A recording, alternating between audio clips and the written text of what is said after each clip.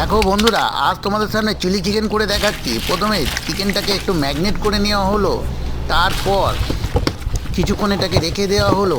এবারে একটু গরম তেলে এটাকে কীভাবে ফ্রাই করায় সেটাই তোমরা দেখবে। ক্রাঞ্চি ক্রিসপি মুচমুচে চিকেন এইবারে দিয়ে দিচ্ছে গরম ছাঁকা তেলের মধ্যে, এগুলো ভাজা হচ্ছে।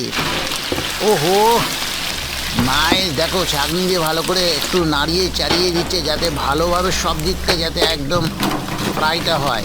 এইবার ওপর থেকে ছেঁকে থেকে তুলে নেওয়া হলো, প্যাকেটের মধ্যে দিয়ে দিচ্ছে। ও ভাই, এইবারে এটাকে সস একটু হালকা লঙ্কা দিয়ে নাড়াচাড়া করিয়ে সেই ক্রাঞ্চি ক্রিসপি চিকেনটাকে দিয়ে দিচ্ছে। চিলি চিকেন তৈরি হয়ে গেল।